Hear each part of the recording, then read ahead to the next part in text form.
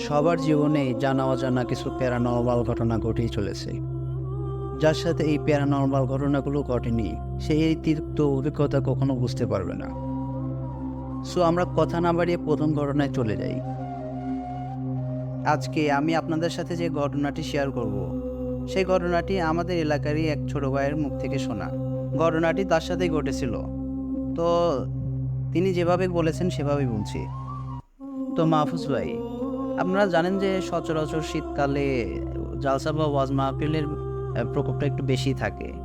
তো তখন যখন ঘটনাটি ঘটে তখন শীতকাল ছিল। তো আমাদের পাশের গ্রামে একটা ওয়াজ মাহফিল হচ্ছিল। তো আমরা সবাই বন্ধুরা মিলে একটা ডিসিশন নিলাম যে আমরা ওয়াজ মাহফিলে যাব। সচরাচর আমাদের এলাকায় বা পাশের এলাকায় যত ওয়াজ মাহফিল হতো আমরা সবাই একসাথে, আমরা বন্ধুরা মিলে সবাই যেতাম আর কি। তো আমাদের পাশের গ্রামে যে জালসাটা হচ্ছিল, ওই জালসাটায় যেতে গেলে যে রোডটা ছিল, ওই রোডটায় সচরাচর ওইরকম আর গাড়ি চলতো না আর কি। সবাই পায়ে হেঁটেই যাতায়াত করতো।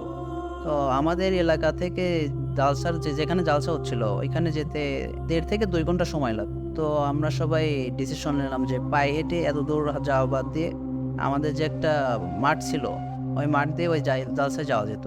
তো জালসায় যাওয়ার যে মেন রোড ছিল, ওই রোড দিয়ে যেতে 2 থেকে 2.5 ঘন্টা সময় লাগতো। আর মাঠ দিয়ে যেতে 30 থেকে 45 মিনিট সময় লাগতো। তখন আমরা বন্ধুরা মিলে চিন্তা করলাম, এত সময় লস করা বাদ দিয়ে আমরা মাঠ দিয়ে যাবো আর কি। এরপর আমরা সবাই মিলে মাঠ দিয়ে জালসার উদ্দেশ্যে রওনা দিলাম। তো বলে রাখা ভালো মাহফুজ ভাই, যে তখন ধান লাগানোর সিজন ছিল, এই জন্য সারা মাঠেই ধান লাগানো ছিল আর কি। তো মাঠের ভিতর দিয়ে যাওয়ার যে রোডটা ছিল, সেই রোডটা ছিল আসলে সরু একটা কেলান। আর সাধারণত শীতকাল হওয়ার কারণে ঘন কুয়াশার হওয়ার জন্য সামনে পরিষ্কারভাবে তেমন কিছু দেখা যাচ্ছিল না। মানে 5-6 হাত সামনের কোনো কিছুই ওইরকমভাবে দেখা যাচ্ছিল না।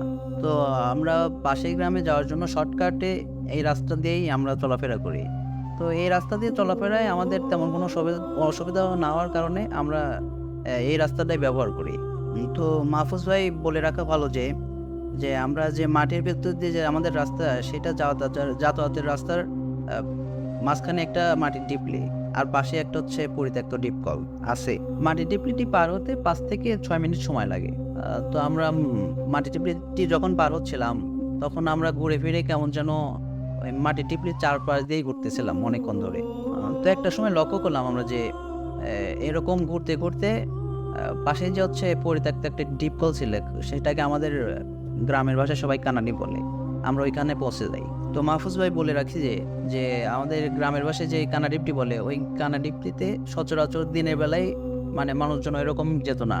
মানে একটা ভয়ঙ্কর একটা জায়গা হিসাবে সবাই জানতো, এবং রাতের বেলা যাওয়ার তো কোনো প্রশ্নই আসে না। তো আমাদের মাঝে একজন লক্ষ্য করলো যে যে ওই যে পরিত্যক্ত ডিপ কল, ওই ডিপ কলের দেখি যে আগুন জ্বলতেছে। তো এই বিষয়টি লক্ষ্য করে আমরা সবাই তখন ভয় পেয়ে যাই।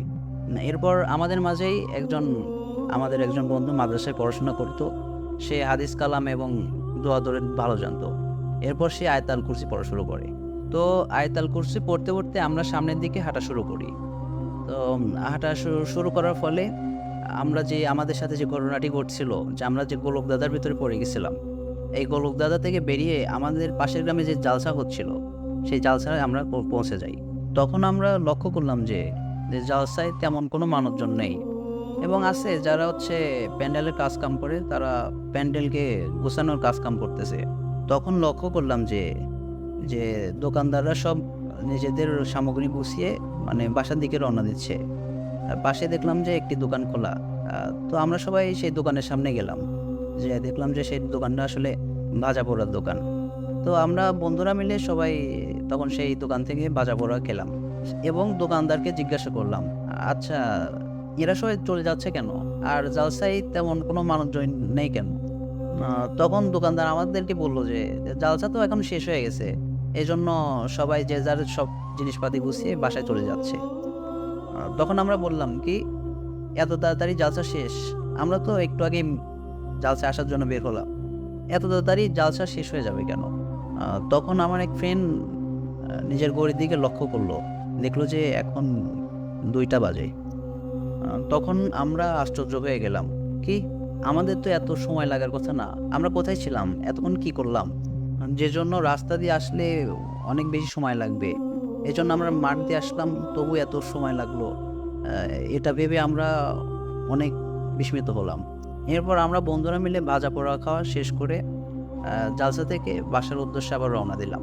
যেহেতু মাঠ দিয়ে আসার সময় আমাদের সাথে যে ঘটনাগুলো ঘটে গেল এবং আসার পরে যে ঘটনাগুলো ঘটলো, এই জন্য আমরা মাঠ দিয়ে না গিয়ে রাস্তা দিয়েই যাওয়ার সিদ্ধান্ত নিলাম। তারপর রাস্তা দিয়ে আসার সময় আমাদের সাথে তেমন কোনো ঘটনা ঘটেনি। সামনে একটা বাঁশের চর, তো বাঁশের চরটা পার দিলে আমাদের গ্রাম। আমরা যখন বাঁশের চরের মাঝখানে, তখন আমার এক বন্ধু সে বলে ওঠে, তার নাম হচ্ছে শাহেদ, যে কে কোথায় আছিস, আমার সামনে আয়। আমি কোনো ভূত বা এগুলো কোনো কিছু ভয় পাই না বা বিশ্বাস করি না। তারপরে আমরা যা দেখলাম মাহফুজ ভাই, বাঁশের চরে মনে হচ্ছে কে যেন বাঁশগুলোকে ধরে ধরে এমন জোরে জোরে ঝাঁকাচ্ছে এবং অনেক জোরে জোরে শব্দ হচ্ছে। এটা দেখে আমরা অনেক ভয় পাই। ভয় পেয়ে আমরা একটা দৌড় দিয়ে আমরা যে যার মতো বাসায় চলে আসি। ওই দিন আমরা বাসায় যাওয়ার পর তেমনভাবে আর ঘুম হলো না, ভয়ে ভয়ে রাতটা কেটে গেল। তো বলে রাখি মাহফুজ ভাই, আমার যে বন্ধু বাসের জোরের সামনে দাঁড়িয়ে বলছিল যে আমি ভূত মতো এরকম কিছু ভয় পাই না, কে আছিস সামনে আয়, ওই বন্ধুর নাম হচ্ছে শাহেদ।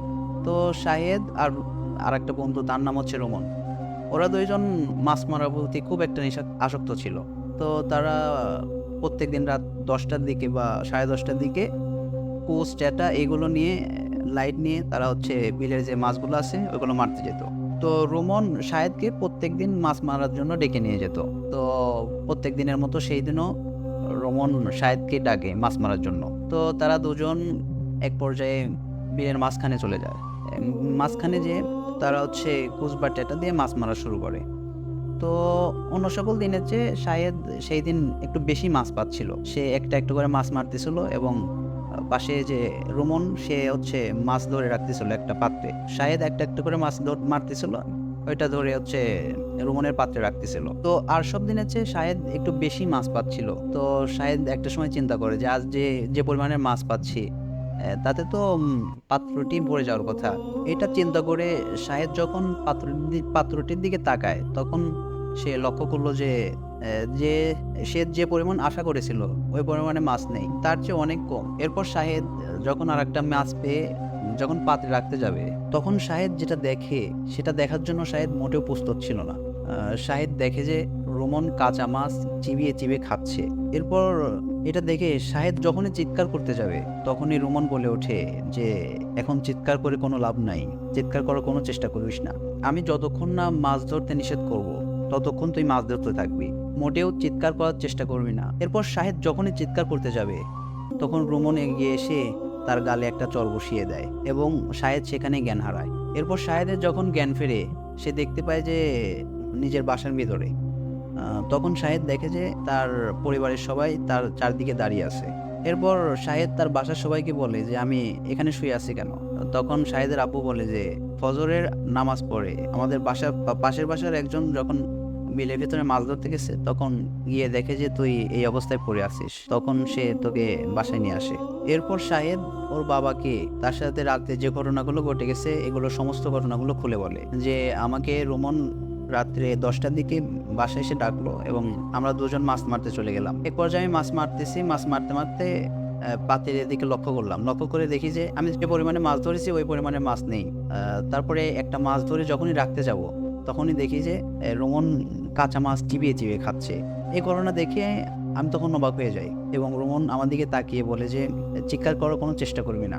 আমি যখনই চিৎকার করতে যাব, তখনই রোমন আমার গালে একটা চর বসিয়ে দেয়। এরপরে আমার আর কিছু মনে নেই।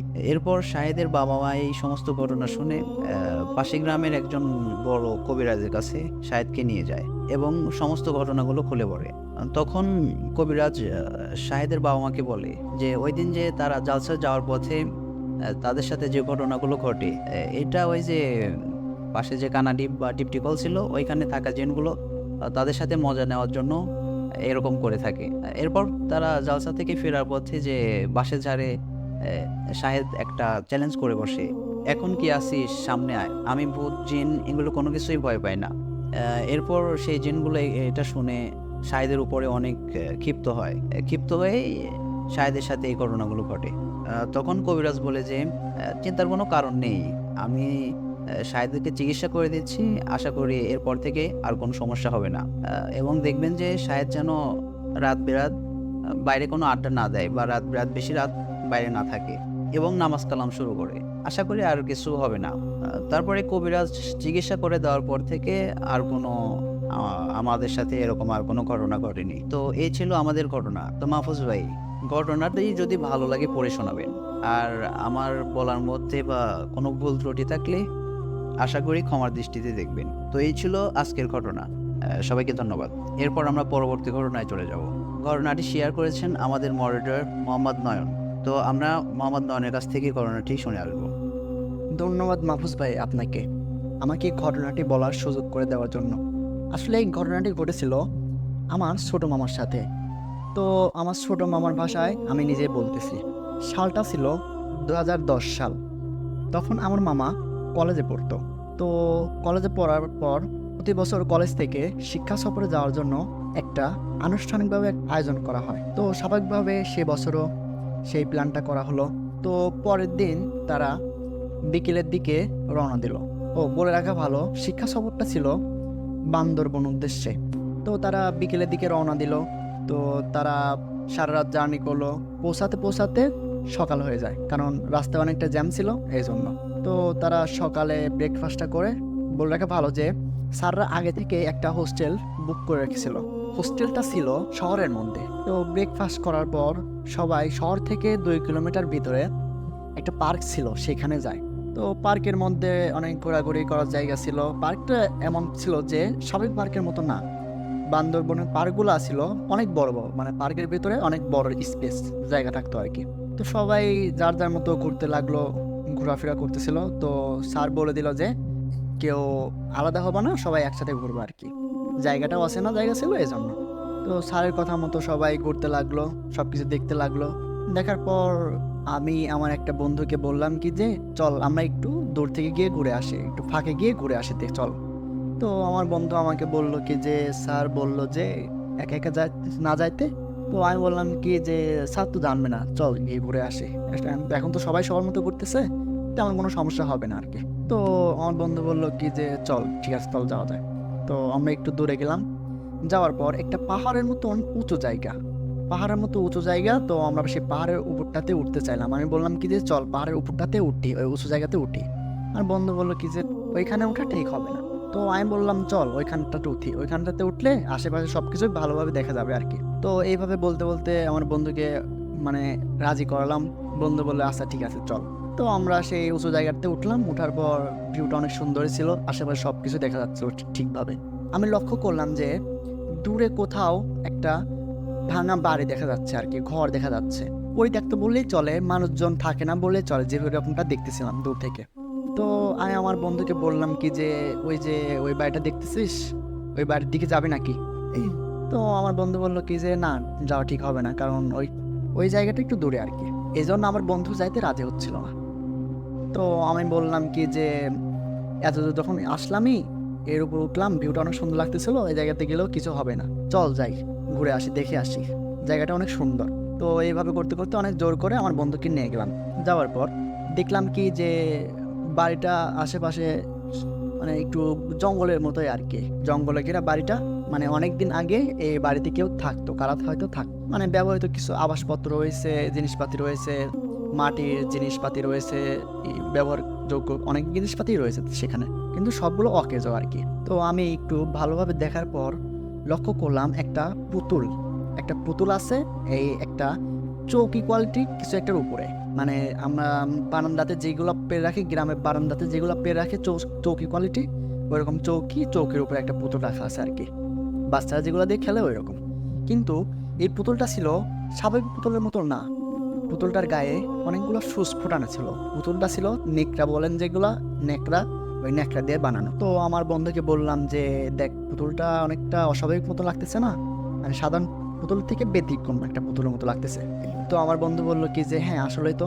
তো আমার বন্ধুকে বললাম যে চল আমরা এই পুতুলটাকে সাথে নিয়ে যাই, আমরা হোস্টেলে নিয়ে যাই। তো আমার বন্ধু বললো কি যে না, নিয়ে যাওয়া ঠিক হবে না, আসতেছে, চল আমরা দ্রুত হোস্টেলে ফিরে যাই, না হলে স্যার অনেক টেনশন করবে, বাকি সবাই আছে ওরা চিন্তা করবে। তো এই বলে আমরা তখন হোস্টেলে ব্যাক করি। ব্যাক করার পর লাঞ্চ করে আমরা একটু রেস্ট নিলাম। রেস্ট নেওয়ার পর আমরা একটু বিকেলে আবার ঘুরতে বের হলাম। ঘুরতে বের হওয়ার পর আমি আমার বন্ধুকে বললাম, ওই জায়গাটাতে গেছিলাম, চল আবার ওই জায়গাটাতে যাই, ভালোভাবে তো কোনো কিছু দেখা হলো না, চল আবার গিয়ে দেখে আসি, ঘুরে আসি। তো আমার বন্ধুকে নিয়ে সেই জায়গাতে আবার পৌঁছালাম। পৌঁছানোর পর আমার বন্ধু দেখলো কি যে সেইখানে সেই পুতুলটা আগের মতোই রয়েছে, যেভাবে রেখে গিয়েছিল সেভাবেই আছে। তো আমি আমার বন্ধুকে বললাম কি যে চল পুতুলটা নিয়ে যাই, পুতুলটা ব্যতিক্রম লাগতেছে, চল বাসায় গিয়ে নিয়ে আমরা ভালোভাবে খতিয়ে দেখবো যে আসলে পুতুলটা কি, কেন এরকম। তো মাহফুজ ভাই তখন আমার মামা সেই পুতুলটা সঙ্গে নিয়ে আসে হোস্টেলে। হোস্টেলে নিয়ে আসার পর ব্যাগে রাখার পর 3 দিনের ট্যুর ছিল।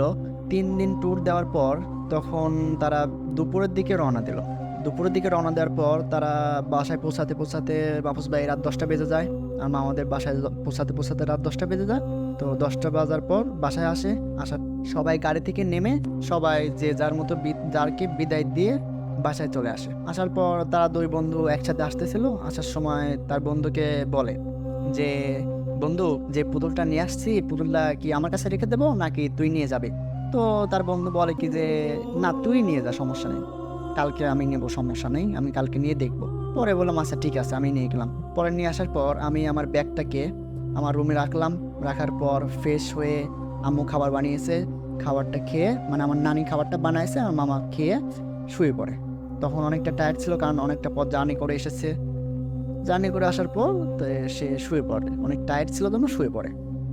তো শোয়ার সাথে সাথে টায়ার্ড ছিল জন্য সে ঘুমিয়ে যায় আর কি। ঘুমিয়ে যাওয়ার পরে তখন রাত বাজে প্রায় 3টা হবে, 3টা নাগাদ ঠিক হঠাৎ করে জাগনা পেয়ে যায়। জাগনা পাওয়ার পর সে অনুভব করতে লাগে যে যে ব্যাগটার মধ্যে পুতুল আছে, ওই ব্যাগটা অনেক নড়াচড়া করতেছে আর কি, মানে ব্যাগের ভিতরে আর কি নড়াচড়া করতেছে কিছু একটা।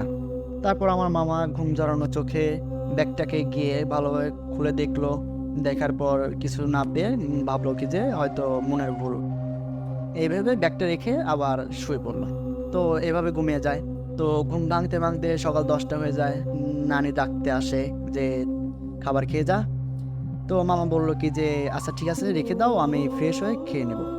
তখন আমার নানি বাড়ি থেকে বের হয়ে যায়। বের হয়ে যাওয়ার পর মামা নাস্তা করে নেয় সকালের। নাস্তা করার পর পরে তার বন্ধু তাকে কল দিয়ে বলে যে কিরে, তুই ক্যাম্পাসে আসবি না? মামা বলে কি যে না, আমার ভালো লাগতেছে না, আমি আজ আসবো না। তো এই বলে মামা আবার খাওয়া দাওয়া করে আবার শুয়ে পড়ে। শুয়ে পড়ার পর বিকেলের দিকে উঠে। তো মামারা যে জায়গাতে আড্ডা দিত প্রতিদিনের মতো সেই জায়গাতে গেল। যাওয়ার পর তার বন্ধু আসলো। আসার পর বললো কিরে, কি অবস্থা, কেমন লাগতেছে? তো আমার মামা বললো কি যে এখন সুস্থ লাগতেছে, এখন ভালোই লাগতেছে, স্বাভাবিক লাগতেছে। তো আমার মামার বন্ধু বললো কি যে কিরে, তোর কাছে যে টাচ ছিল ওইটা কি নিয়ে আসছিস? তো মামা বললো আমি তো নিয়ে আসি নাই, ওটা আমার বাসায় আছে। তো মামার বন্ধু বললো কি আচ্ছা ঠিক আছে, তুই ভালোভাবে দেখা শেষ হলে তুই আমাকে দিয়ে দিস পুতুলটা, আমি দেখবো। তো বললাম আচ্ছা ঠিক আছে, সমস্যা নেই। তো আড্ডা দিয়ে আমি সন্ধ্যার পর বাসায় আসলাম। বাসায় আসার পর প্রতিদিনের মতোই আমি নাস্তা করলাম। নাস্তা করার পর আমি আবার একটু ঘুমালাম। ঘুমানোর পর আমি আবার 11টার সময় উঠে আমি আবার রাতের খাবারটা খেয়ে মানে আবার ঘুমানোর জন্য প্রস্তুতি নিচ্ছিলাম আর কি। তো তারপর ঘুম পাচ্ছিল, আমি আবার ঘুমাতে গেলাম। তো তখন বাজে রাত প্রায় 12:30টার দিক হবে। তারপরে যে ঘটনা ঘটেছিল মাহফুজ ভাই, ঘটনাটা মূলত এখান থেকেই শুরু, মানে ভয়াবহ যে ঘটনাগুলো এখান থেকেই শুরু। তো মাহফুজ ভাই ঘটনাটা এমন ছিল যে আমার মামা সেদিন পুতুলটা নিয়ে এসে ওই পুতুলের ভিতরে থাকা সুচগুলো সবগুলো বের করে ফেলেছিল। বের করে ফেলার পর থেকেই তার সাথে সেই রাত থেকে এই ঘটনাগুলো ঘটতে থাকে। সে স্বপ্ন দেখে যে সেই পুতুলটি যেখান থেকে নিয়ে আসছে তাকে সেইখানে ফেরত দিয়ে আসার জন্য। একটা অশরীর তাকে স্বপ্নে এসে এটা বলে। আবারও বলে যে তুই যদি এটা ফিরে না দিয়ে আসিস তাহলে তুই মারা যাবি, তোকে মেরে ফেলা হবে। তো এরকম অবাস্তব স্বপ্ন দেখার পর মাহফুজ ভাই আমার মামার ঘুমটা ভেঙে যায়। তারপর সে রাতে আর সে ভালোভাবে ঘুমাতে পারেনি। পরের দিন সকালে তার বন্ধুর কাছে সে কল দেয়। কল দেওয়ার পরে বলে কি যে বন্ধু তুই আমার সাথে দেখা কর, গুরুত্বপূর্ণ কিছু কথা আছে। তো এক পর্যায়ে তার বন্ধু আসার পর বলে কিরে, তুই এত তাড়াহুড়া করে আমাকে ডাকলি কেন, কোনো সমস্যা? বলে কি হ্যাঁ, এই পুতুলটা নিয়ে আসার পর থেকে আমার সাথে শুধু অবাস্তব ঘটনাগুলো ঘটতেছে। তো বলে কি আসলেই? বলে হ্যাঁ রে, বলে তুই ধোকা দিচ্ছিস আমাকে, মানে তুই মজা করতেছিস আমার সাথে। বললো কি যে তুই এটা নিয়ে যা তাহলে। বললো আচ্ছা ঠিক আছে দে, আমি নিয়ে যাই আমার বাসাতে। তো এক পর্যায়ে সে পুতুলটা নিয়ে যায়। নিয়ে যাওয়ার পর থেকে তার সাথে ঠিক একই রকম ঘটনা ঘটতে থাকে। তাকেও সে রাতে স্বপ্ন দেখায় যে তোরা যেখান থেকে এই পুতুলটা নিয়ে এসেছিস সেইখানে আমার ফেরত দেয়া। তো তার বন্ধু ভয় পেল। ভয় পাওয়ার পর পরের দিন সকালে আবার তার বন্ধুকে ডাকলো। ডাকার পর তারপর দুজনে অনেকটাই আতঙ্কিত ছিল, মানে ভয় পেয়ে অনেকটাই আতঙ্কিত হয়ে গেল যে এটা কি হচ্ছে আমাদের সাথে, পুতুলটা নিয়ে এসে তো বিপদে পড়ে গেলাম। তো তারা সিদ্ধান্ত নিল যে একটা কবিরাজের কাছে যাবে, ভালো একটা কবিরাজের কাছে যাবে এটার সমাধান পাওয়ার জন্য। তো তারা একটা কবিরাজের কাছে গেল। কবিরাজের কাছে যাওয়ার পর বলল যে এই সমস্যা, আমরা এই একটা বিপদে পড়েছি। বলল কি যে তোমরা তো এই পুতুলটাকে নিয়ে এসে অনেক ভুল করেছো। এটা আসলে এমন একটা পুতুল, এটা সাধারণ পুতুল না, সাধারণ পুতুল না এটা। যখন একটা মানুষের উপর কালো জাদু করা হয় তখন এই পুতুলের উপর সূচ ঢুকানো হয় বা আরও অনেক কিছু মানে খাটানো হয় এর উপর আর কি। তখন আমি আর আমার বন্ধু কবিরাজের কথা শুনে রীতিমতো অবাক হয়ে যাই যে এরকমটা আবার হয় নাকি। তো আমরা বিশ্বাস করতে চাচ্ছিলাম না তখন, কিন্তু বিশ্বাস না করেও উপায় হচ্ছিল না তখন, কারণ স্বপ্নে যেটা দেখেছি সেটা একটা অশরীরই ছিল। তারপর আমরা কবিরাজকে বললাম যে এটা থেকে বাঁচার কোনো উপায় নাই, আমাদের সাথে যে স্বপ্নে এগুলা দেখায় এটা এখন আমরা কি করব, আমাদের একটা সমাধান নেই। তো হুজুর বললো ঠিক আছে, তোমাদের একটা তাবিজ দিচ্ছি, একটা না দুইজনের তাবিজ দিচ্ছি, তোমরা নিয়ে যাও, আর ঝাড়ফুঁক করে দিচ্ছি, তোমাদের গাটা বন্ধ করে দিচ্ছি, আর এগুলো হবে না ইনশাল্লাহ, তোমরা যা বাসায় চলে যাও। তো তারপর আমার মামারা বাসায় চলে আসলো। তখন ওই কবিরাজের কাছে ওই পুতুলটা নিয়ে যায়নি। তারপর বাসায় চলে আসার পর তারা আবার রীতিমতো শুয়ে পড়লো ঘুমানোর জন্য। শোয়ার পর সেই রাতটা স্বাভাবিকভাবে ভালোভাবে কাটলো।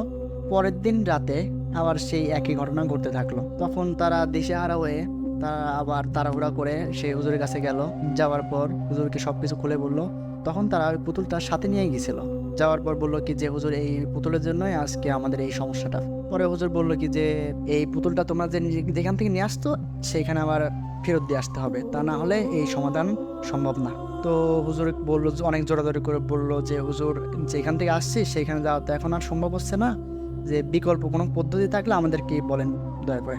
তো হুজুর বললো কি যে এটা আমার দ্বারা আর সম্ভব হচ্ছে না, আমার যে একটা আমি জানা মতো একটা বড় হুজুর আছে তাদের সন্ধান দিচ্ছি, তোমরা তার কাছে গিয়ে তোমাদের সমস্যাগুলো খুলে বলো, সে হয়তো তোমাদের সমস্যার সমাধান করতে পারবে।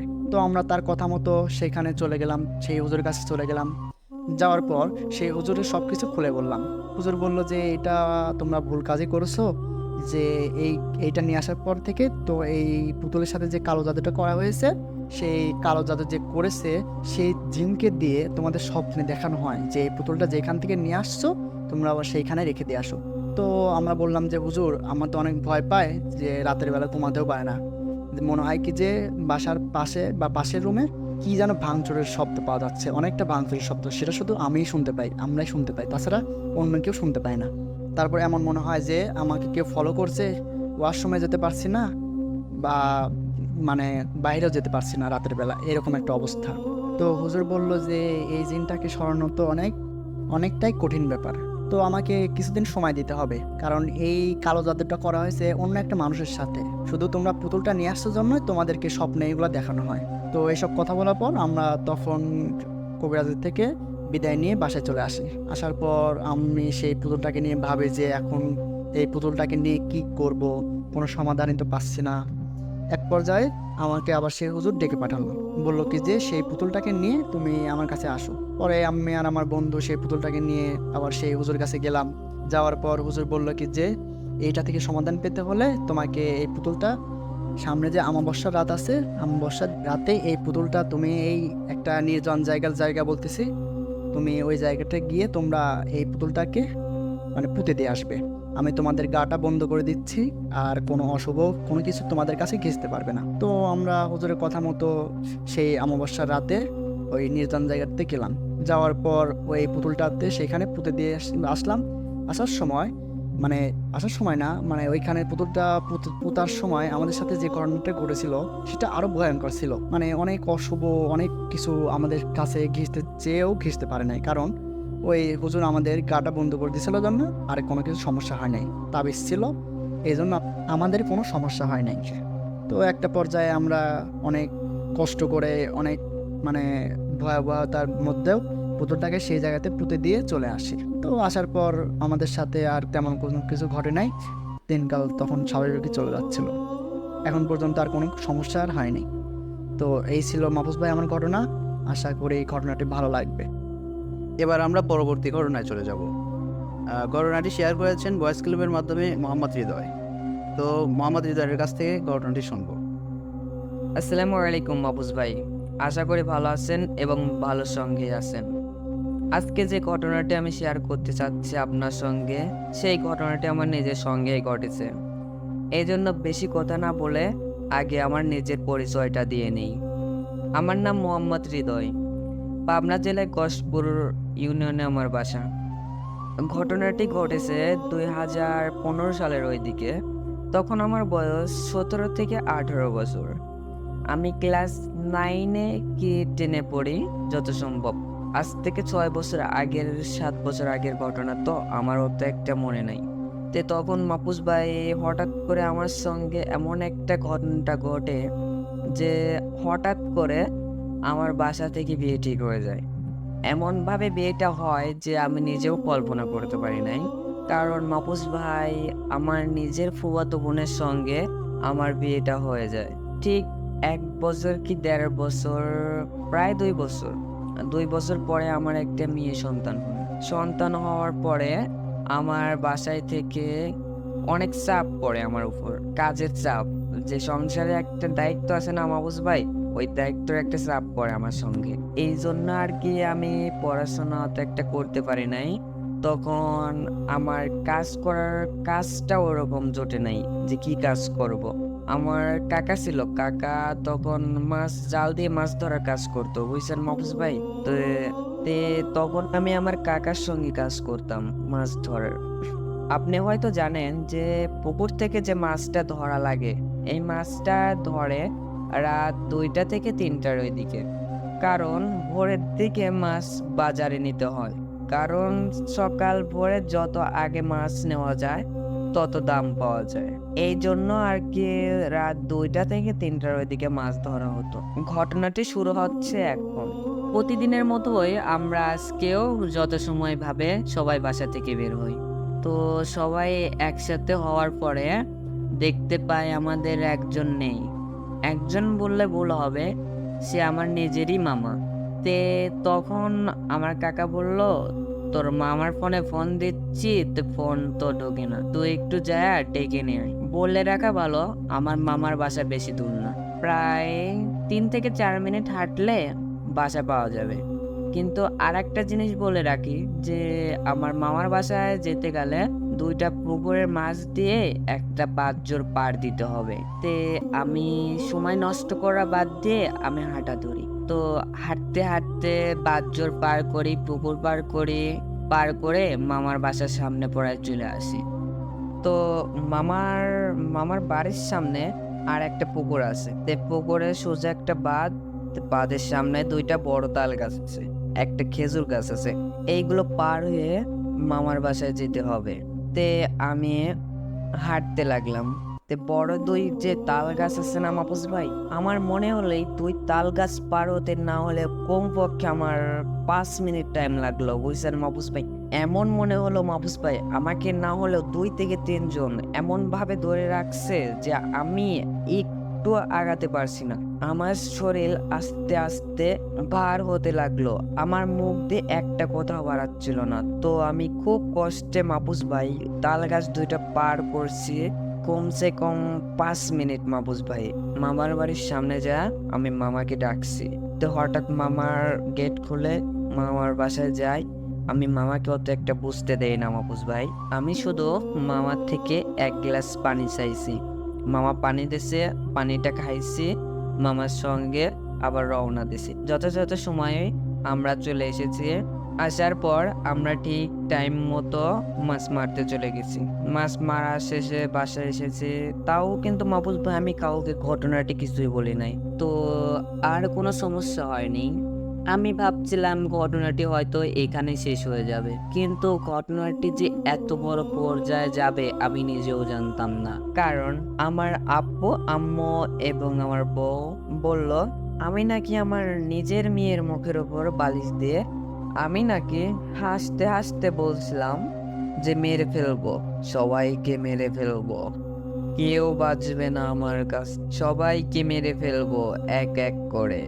তখন আমার বউ এবং আব্বু আম্মু মিলে আমার বাচ্চাকে বাঁচায় এবং আমাকে ধাক্কা দেয়। এই সময় আমি পড়ে যাই এবং অজ্ঞান হয়ে যাই। পরে আমার জ্ঞান ফেরার পরে আমাকে এই সব ঘটনা বলে। তারপরে আমার নিজেকেও নিজের বিশ্বাস হচ্ছিল না। এরপর সব কিছু স্বাভাবিকভাবে চলতেছিল। হঠাৎ করে একদিন আমার কাকা আমাকে বাসায় এসে ডাকতে লাগলো যে, এই হৃদয়, তুই মাছ মারতে যাবি না? তখন আমার বউ বলে যে, সে তো চলে গেছে, অনেকক্ষণ আগে বের হয়েছে মাছ মারার জন্য, বললো আমি মাছ মারতে যাব, তো অনেকক্ষণ আগে বের হয়েছে। তখন আমার কাকা বলল যে, কই, ও তো বের হয়েছে, এখনো তো আসে নাই। তখন আমার বউ বলল যে, হয়তো বাথরুমে গেছে, আমি দেখে পাঠা দিচ্ছি, আপনি যান। অনেকক্ষণ হওয়ার পরে আমি যেহেতু যাই নাই, তো আমার কাকা তারা চলে গেছে, সবাই চলে গেছে মাছ মারতে।